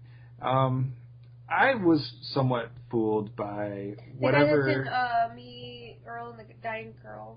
That guy's in there as well? Yeah, he's the love interest. Okay. I think I was somewhat fooled by either whatever snippet I saw of a teaser or a trailer or the marketing or something, because I thought this was going to be a completely different film. I thought this was going to be a film where, and this is not a spoiler, this is basically from the trailer, but Samuel L. Jackson heads an organization that takes foster kids or orphans or whatever, and then trains them as assassins from a very young age, like 3 or 4. And it's just like this whole covert organization that he's training kid assassins. And I thought it was going to be like, take one part Kingsman and like one part, I don't know, Hitman, and then one part something like Kick-Ass or something like that, and then like put it all together. And that is not what this film was. This film does not know what it wanted to be. This film even plays, because basically instead of that, what you get is you get Haley Steinfeld's character who escapes from the organization and then just tries to be a normal person in a high school, and it turns into wanting to be, she even references, like, she wants to know what it's like to be in high school, and so she watches, there's like a whole montage of her watching movies, and she watches Clueless, and she watches Mean Girls, Breakfast Club, Bring It On, and like 2 or 3 other films that she watches. 10 Things I Hate About You. And then the film proceeds to try to be all of those films, which ends up with the whole thing being a complete failure. I mean, I guess parts of it were entertaining, maybe a little bit or something, but it was tacky. It didn't know what it wanted its identity to be, and it ended up just being very bad. And there was no performances that were good. This was just a bad film. I don't know, Amanda. What did you think overall? I thought it was crap. I mean, it wasn't even one of those fun teen dramas. I think it made fun of that, but didn't do a good enough job of being funny. I think that the dialogue throughout was just total trash and weak, and I think that Sansa Stark's character was completely outrageous, really. I mean, she had no tact, and there was no redeeming qualities, I think, in her character whatsoever.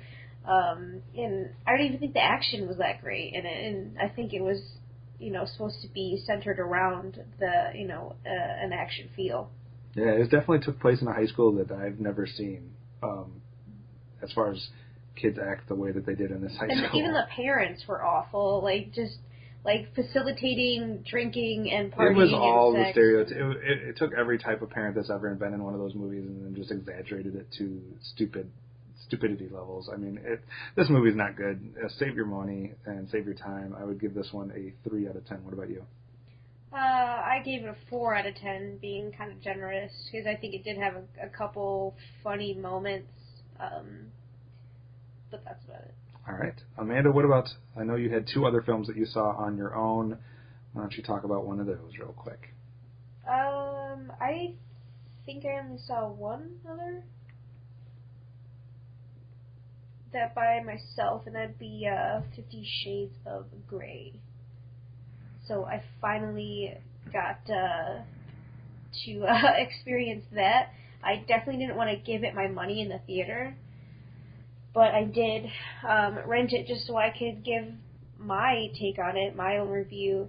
And I don't think the content of the movie was so bad, but I do think the acting was just awful in it. Just painfully awkward. And I think the dialogue was just stupid, just so stupid. Some of the things that Christian Grey says are just ridiculous. Like, right out of the gate, he's dropping all these innuendos, and she's kind of sitting there like, not picking them up, and just being her weird, awkward self, and there was a lot of nasty bush, and just weird moments. You mean the president, right? You mean... Like, yeah. Made an appearance, cameo. Jesus, GW, it was everywhere, but, I just found myself a lot of the times going, okay, really? I mean, not as the sex scenes. I think the sex scenes were pretty cool. Some of the stuff they did, I was like, all right, I'm not hating. But as far as the dialogue and the acting and some of the submissive dominance aspects, I was just like, I don't know if that's real life. Yeah, it was just awkward. I think that if they would have gotten anybody else to play these 2 characters, it would have been awesome.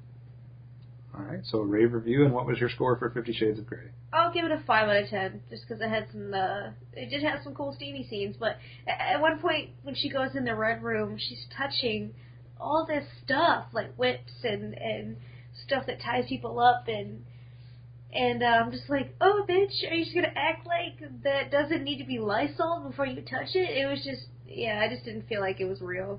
I just couldn't get into it. All right. Sad I missed that one. Are you? No. Dan, what else did you see? Well, I'll give at least one positive review today, and it's another documentary, and it's one I didn't really, I don't know, I kind of just threw on. It was on Hulu, and I wanted to see. It was one called Fake It So Real, and it's about this town in North Carolina. The centers on these guys who kind of developed their own independent wrestling federation, and let's just say they don't necessarily look like the guys you would see in WWE or anything like that. Out of shape, a lot of them. It's you and me and everybody else that's doing podcasts. Pretty much, yeah. It'd be like if you got a podcast wrestling federation, and it's kind of similar to that. But you know what, though? The documentary does kind of end up making them somewhat endearing, and you get to kind of learn, why they're so much into this independent wrestling federation that, they put in, it's like in some little town gym, and where they have, a crowd of maybe 75 people or so, but 75 people that do seem to be really into it, and, they put their all in. I think that the correlation to podcasting actually, maybe that's why I ended up liking it, because you did see people who, doing something that, maybe some people don't understand, but they really get something out of it, and they put their all into it, and they're proud of what they put out, and I found the characters in it were actually all pretty intriguing, and they had some good stories. It's it's weird at times. Some of the people are a little strange, and there's this one guy in particular that he's notable as a wrestler because his butt is really big, so that becomes a key element to his character. And the main I would say focus of it is this younger guy. He's 19. He's trying to break into this federation, and it's he's trying to become a good wrestler. And but his story was endearing. But all the people in it, though, you're kind of, I don't know, there's always something about them that you're wondering about. You're like, I'm pretty sure some of these people have been arrested a few times, but I would recommend it even if you're not a wrestling fan, because I think it does paint the picture pretty well and it's really, wrestling is the focal point, but it's just really about people trying to, finding something they love and finding a way to express it. So. I don't think wrestlers have ever been accused of being completely mentally stable. That's true. That's very true. And especially when you have these people who are like, physically hurting themselves for nothing. They're not making any money or anything like that. So the money they make from people coming to the show is just money they have to put back into putting a show up. Exactly, for renting the room. So it's if you don't have good insurance through the WWE, yeah, not a good thing. All right, that's an interesting one. I might have to check that one out. So it was Fake It So Real. I'd give it 6.5 out of 10. All right, so that's your positive review, the 6.5. Yeah, sorry. That's a good couple weeks we've had. I'm going to turn it positive for the next two that we talk about, and then Amanda has one on her own. I'm not sure if that's getting a positive or not. I haven't heard yet. But the next one we'll talk about is a film we saw together, and that would be a film entitled Woman in Gold from 2015, starring Ryan Reynolds and what's the lady's name? I'm not the right person to ask that. It's not Helen Mirren. It's I thought it was Helen Mirren. It is Helen Mirren. I have the right person. I thought I was going to say the wrong person. The lady from Driving Test? I don't know. All right. So, anyways, obviously this is the story of Helen Mirren's character, and she was someone who fled the Europe during the Holocaust and got to America, and now she is trying to reclaim a family heirloom, a piece of art that was done by her aunt. No, of her aunt. Of her aunt. A painting done of her aunt that the family owned that was stolen by the Nazis, and it's kind of her quest to try to return that to its rightful place. It's currently in Austria, and she's trying to get that back, and Ryan Reynolds plays the young, green attorney that is going to try to help her get that back. It's an interesting story. Obviously, stolen art is a huge element of what happened during that time period, and there's been a couple different films in recent years that have kind of touched on that. This one was definitely very interesting. It's interesting to see kind of the legal side of it and kind of the battles that they were trying to do and what process they had to go through. They basically try to, this is not really a spoiler, but they try to appeal to the authorities in Austria to get the painting back, and kind of the struggles that they go through with that, and the ridiculous red tape that's in their way to try to do anything from that angle. So then they have to kind of resort to some other means and try to find some loopholes and different things that they can do from the U.S. And it's just kind of the story of that. It's funny at times. I mean, it's not in any way a comedy or anything like that, but I do find Helen Mirren funny throughout this film. Just the way she speaks, her dialogue, the way she acts to Ryan Reynolds, I thought was pretty humorous. But I actually like this movie a lot more than I think Amanda did. I'm not a huge Ryan Reynolds fan, but I thought he was pretty good in this, and I've just found the whole story pretty interesting and intriguing.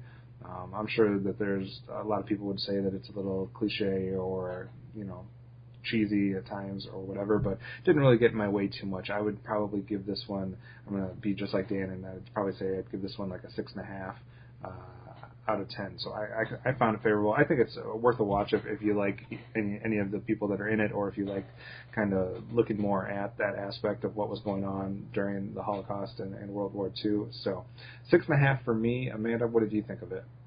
I did find myself getting a little bored with this movie.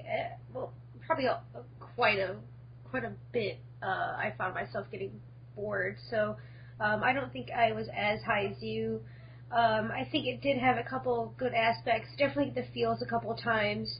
Definitely interesting to see this particular struggle. Not something I think you see a lot of in film. And I think that Ryan Reynolds did play a character that was a lot different from what we normally see him as. So I thought that was interesting. I give it, I would say, probably a 4.55 out of 10, just because of how bored I did get quite a few times. All right, so mixed reviews for Woman in Gold. What about the other one that you saw on your own? I did get a chance to check out Hot Pursuit, finally. Finally. And that's something you don't always hear. Finally. I think I was a huge fan of The Heat. I still am. I will rewatch that a ton of times and laugh just as much each time. I feel like this movie definitely wanted to do what The Heat did, but failed. I think Reese Witherspoon was really weak. Her character was awkward, not relatable, not well done. I think Sofia Vergara, what her name is? Vergara.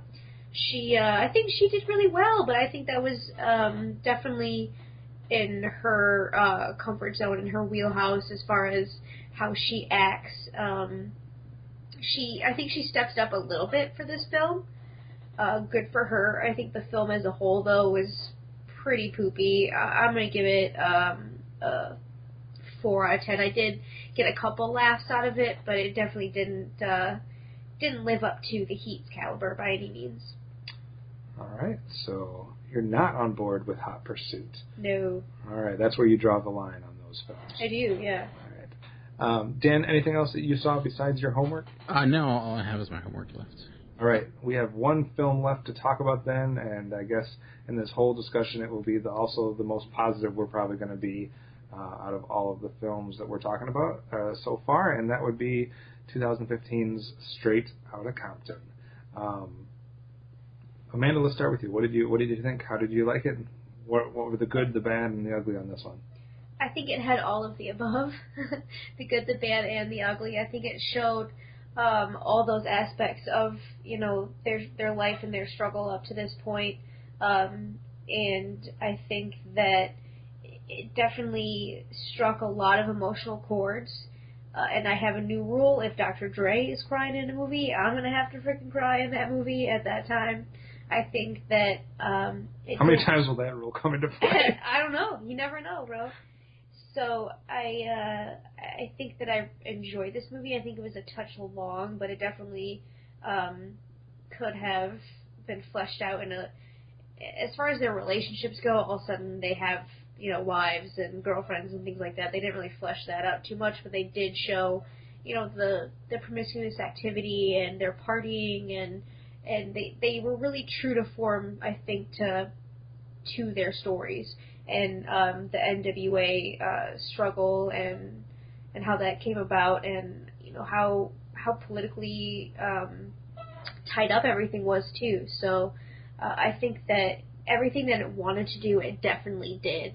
And I've been thinking a lot about this movie. I've been seeing a lot of buzz about this movie, and I would definitely give it a 7 out of 10. Not a perfect score. I think it did have some holes, but it did what it sought out to do.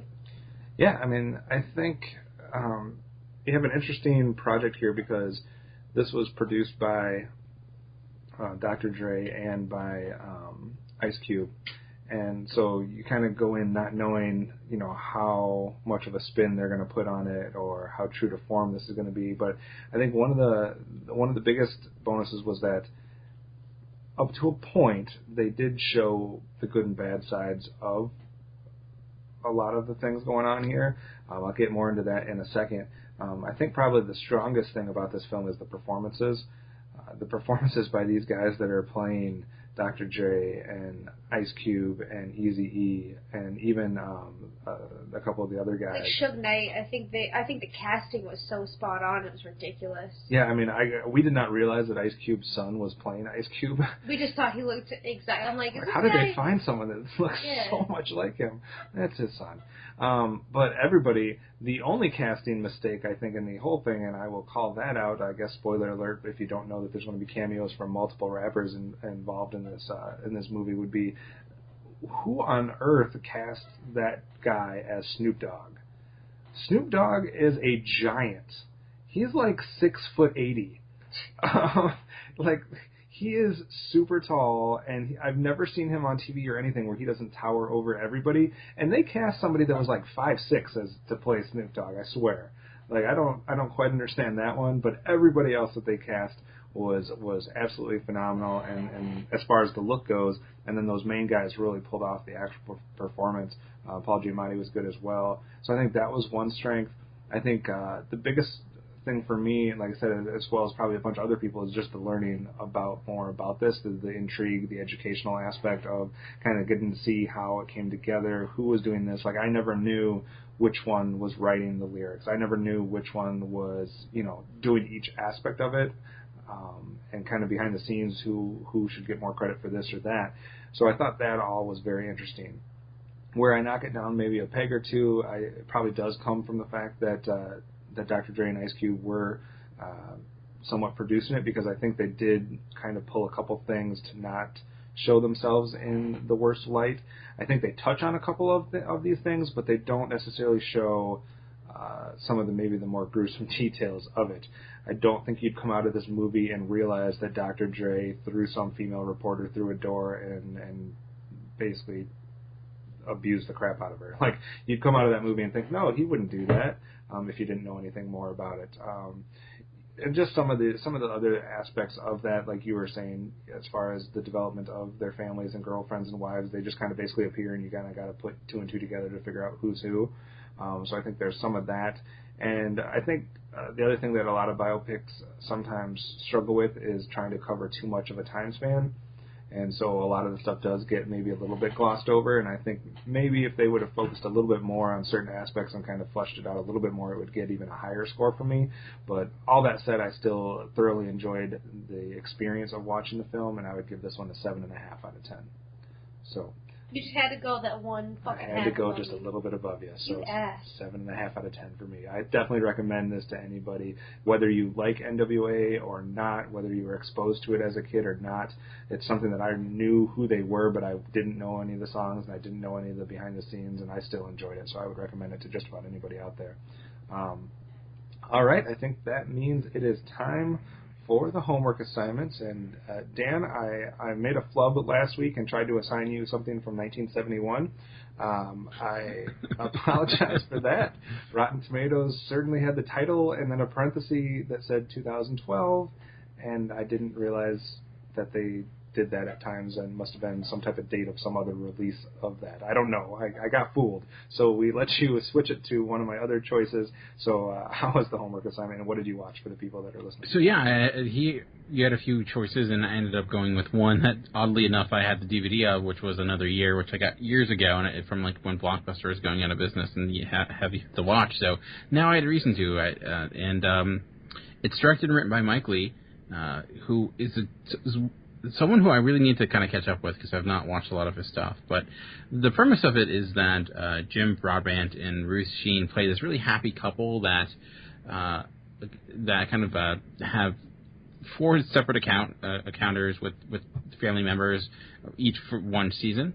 And like basically these family members kind of bring their problems and their issues, and it's just a lot of conversations. And the one movie that I was reminded of, it's like the British version of Osage County, but maybe not as heavy as dramatic, but it does get kind of melodramatic, but not in a bad way. There's a lot of drama going on here, but some people mention it as a comedy, and there are comedic points to it, but I would think it's more of a dramedy. It's a mixture of it, but it's a very British film in that aspect. It does not hide its British roots, and it feels like a lot of references and a lot of what's being said. It would make more sense if you're a lot more aware of that culture.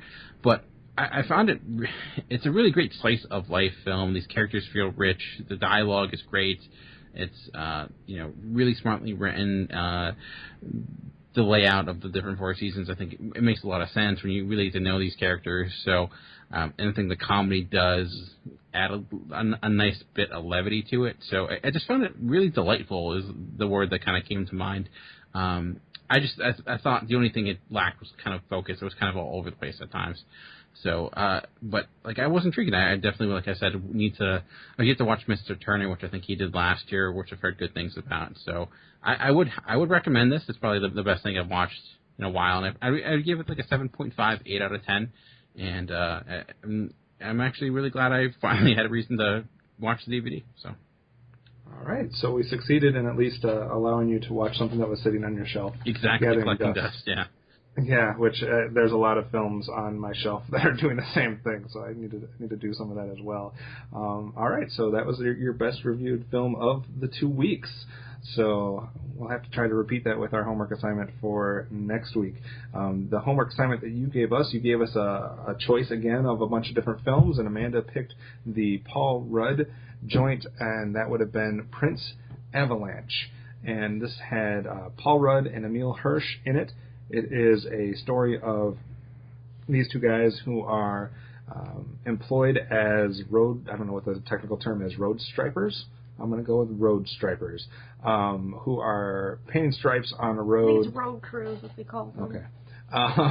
In an environment that has been obviously besieged by wildfires and kind of destroyed a lot from that, and it's just kind of the story of their interactions with each other as they work, I believe what was going to be like a summer job basically, or a seasonal job, and he is also, Emile Hirsch is the brother of Paul Rudd's girlfriend during the film. So Dan, you've seen this film, I believe, yes. Right? All right, I wanted to start by getting your thoughts and opinions on the film, and then we'll kind of go after that. It's been a while since I watched it, but I just thought it was, I don't know, welcoming is like the word that kind of comes to mind, and it's a movie that I tend to like because I tend to like movies that have less focus on plot, more focus on characters, and I like the characters, and I thought Emile Hirsch and Paul Rudd were a lot of fun together and had some good comedic moments. And also one of my favorite scenes of the year that this came out was the scene when they're going through the rubble in the burnt out house. And I think too there's been a lot of talk about what's really happening in the movie, and if there's maybe some more supernatural, or if, perchance maybe they're making a lot of this stuff up and maybe they're like the last two people on Earth or something like that. But I don't know. I ended up just really liking it. It's not, a all-time great film or amazing, but I thought it's just, it goes down easy for me, at least when I watched it. This is an interesting one too because it has a definite split on Rotten Tomatoes. I believe it has like an 83 or an 85 as far as critics go, and it has like a 51 or a 53 as far as audiences go. So there's definitely a split crew out there. We'll start with Amanda. What did you think about Prince Avalanche and Emile Hirsch and Paul Rudd? I don't think I'm going to sugarcoat this too much. I did not like it at all. I was freaking bored the whole time. I really wanted to like it. I thought that it could be cool, but I think the dialogue just was super watered down, and I couldn't get much out of it. I couldn't really relate to either of the characters whatsoever. I don't think a lot happened. I think that it was kind of confusing because I couldn't pin down what was really happening, what was, a figment of their pill-popping, drunken state. I didn't really know what the point of a lot of what they were doing was. I think that Paul Rudd's character was probably the most intriguing, and I found that just trying to figure him out during this movie is what kept me going. Other than that, I was just kind of waiting for it to be done. I didn't get a lot out of this movie at all. I'm gonna give it a 2 out of 10. I think the best scene for me in the movie is the opening scene when they put the title up, but they use the tapping of the hammer to kind of spell out the name of the movie itself. I don't think there was a lot in this that I could really get on board with. All right. I think I'd start with the positives, and the positives for me, I do think that it's a real good. There's nothing wrong with the acting in this film. There's nothing wrong with the acting of Paul Rudd. There's nothing wrong with the acting of Emile Hirsch, and I'm going to forget the name of the older gentleman that appears recurring throughout the film. But there was nothing wrong with any of those acting performances. I think those were spot on. I think they were definitely doing what those characters were being asked to do. And I can see Dan too, as far as the idea that this is a character piece and that you're on this journey with these two characters and kind of learning the ins and outs about them personally, as well as their interactions with each other, and kind of what they're striving for, or what, kind of how it changes the arc throughout the film. A couple things I was a little bit thrown off by slightly is before I get to that, one other thing. I like the dialogue as far as the line about the comparison between love and a ghost. And how I think they say, like, love is like a ghost. You hear everybody talking about it, but not, but it's very rare to actually find it, and stuff like that. And I thought that was a pretty clever piece of dialogue. I was a little thrown off by the whole aspect of the fires and the wildfires and all of that, because they put that on there in the opening text. And they obviously refer to it in the scene, Dan, that you're talking about with the walking through the rubble and et cetera. And I think it does play a part in kind of what you guys are alluding to with trying to figure out what's real and what's not. But I think if you take that opening text out about the setting of the stage of the wildfires, and if you take that one scene from the rubble out of the film, I don't think you would watch this film and at the end have any idea that that was a part of the story or a part of the setting.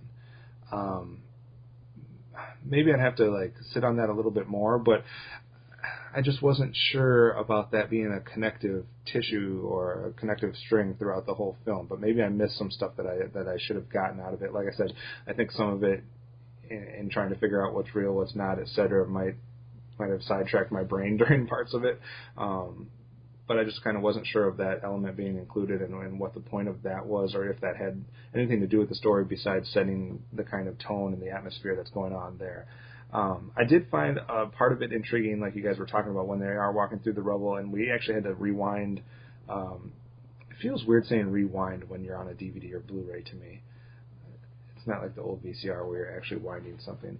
But we had to backtrack a couple different times, especially in that last scene where the older lady is getting in the truck, and to figure out if she was visible in the entire sequence or if she disappeared at some point, and trying to figure out who's seeing her and who's not. So, I mean, I think there are some intriguing elements that kind of lend to what you were saying, Dan, and kind of the whole question of trying to figure out, are these last two people on Earth? Is everything pretend?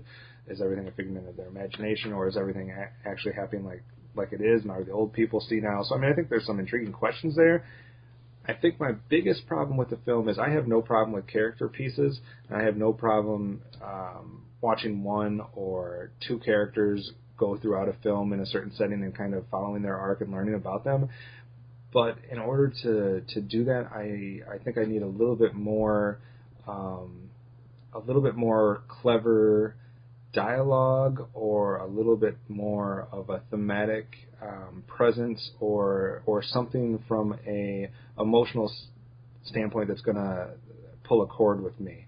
And I didn't get that from this. I can see how you're kind of saying it's easy to swallow, but if I'm going to be on the trip for two people in this kind of secluded environment and just do the character study, I want to either have a thematic element that I'm intrigued by, have some type of an emotional connection to something that's going on, or be at least entertained with some clever, witty, unique dialogue. And I didn't feel like I got any of that.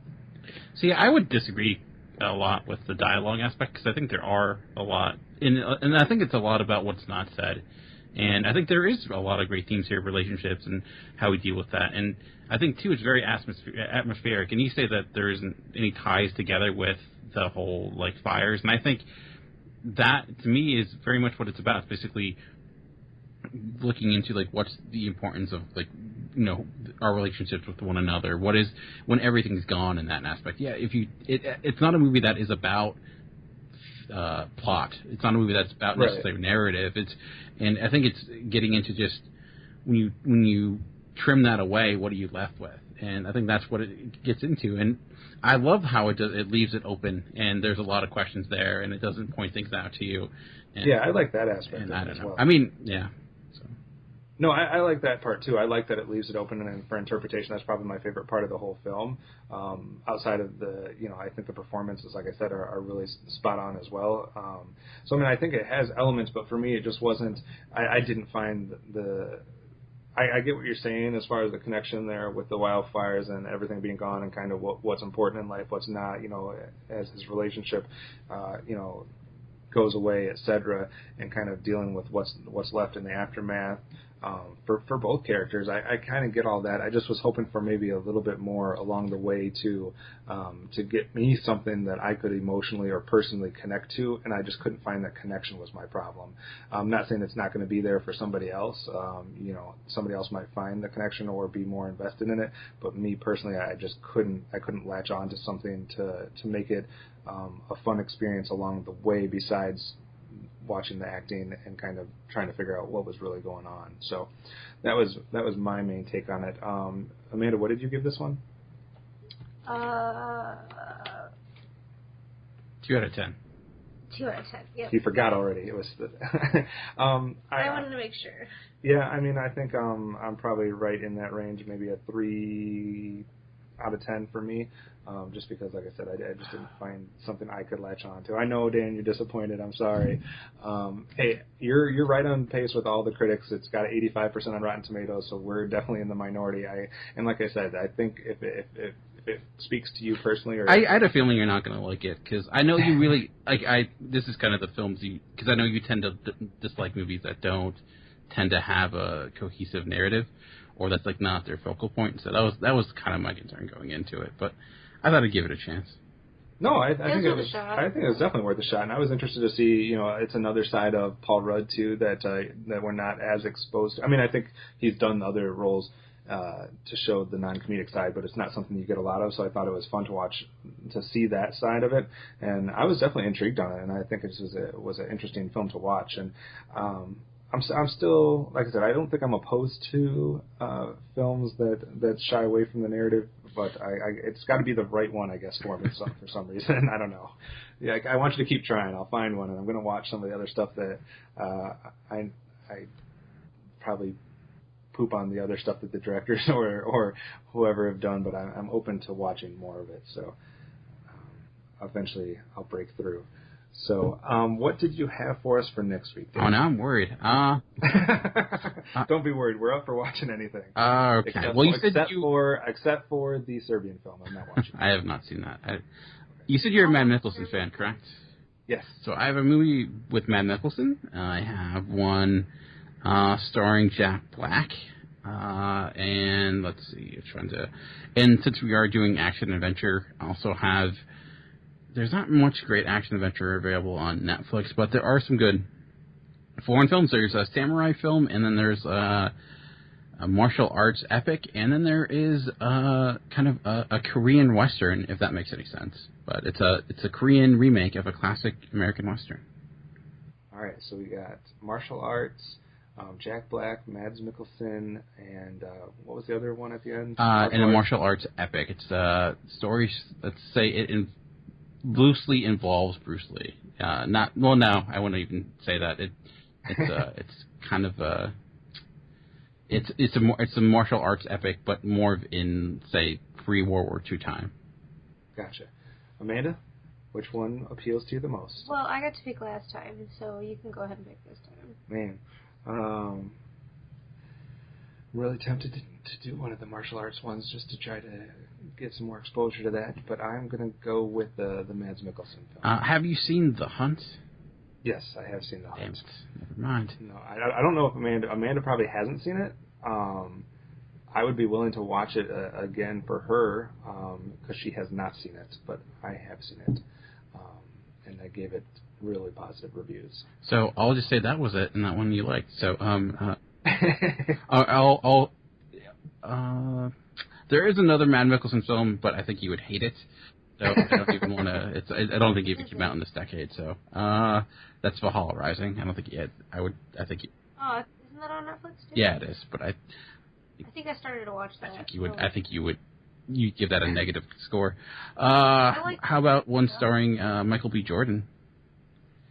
Yeah, sure. Why not? Have you seen Fruitvale Station? I have. Damn. What? I got to get you the list of my movies. Have you seen Fruitvale Station? What? Fruitvale Station. No. All right. Well, we're gonna watch one of those and let Amanda get exposed to one of those for sure. And maybe I'll give you one if you get a chance. One of the same. Go with The Good, the Bad, and the Weird. It's The Good, the Bad. It's a Korean remake of The Good, the Bad, and the Ugly. All right. It's also. So we got a bunch of different films that we can tackle here. So that sounds good.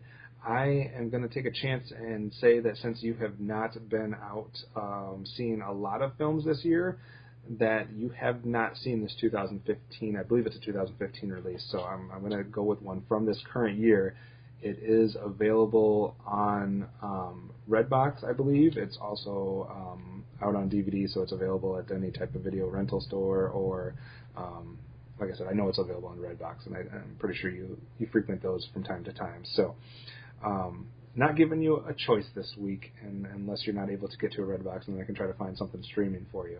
But that would be also a Mads Mikkelsen film.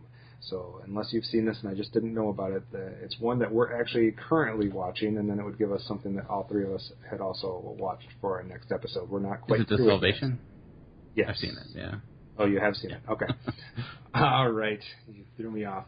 All right. Well, the other one was going to be one of the ones that was on my list from your choices that you picked from last week, and you actually referenced it because it's also from has the connection to the film that you saw this week, and I just have to check to see if it's streaming, but that would be Mr. Turner. I have not seen that, no. Okay. And that is from the same director, right? Yeah, that is. Okay, so you said you wanted to catch up with more from him, so here's an opportunity to catch up with another one, and I believe last I checked it was available on Amazon, but I can't say that if it currently is, but it was when I checked when I made it. I think it's in Redbox too, so it's fine. Okay. All right, so Mr. Turner for you, and we got a bunch of them that we can see. I'm interested in all of them, actually, and seeing Amanda's reaction to them. So, all right, coming up this next week, we have the Blu-ray release of Aloha. That's pretty much it. And we already talked about the theater releases with American Ultra, Sinister 2, Hitman, Agent 47, a couple other ones that might be going straight to video on demand would be Learning to Drive. I believe that's Ben Kingsley in there.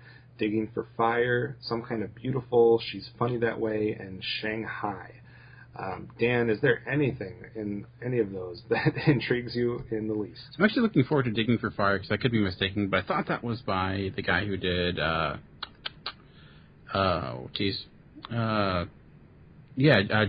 Stromberg, who did, why am I blanking at this moment? I'm sorry. Drinking Buddies, and Drinking Buddies, Happy Christmas, and I like Drinking Buddies a good amount. So I like Drinking Buddies. I did not like Happy Christmas. Yeah, Happy Christmas was a little bit of a man. That movie was depressing as all. I like Jake Johnson, so I'm hoping that he'll get it back with Digging for Fire. Amanda, your pick, Hitman.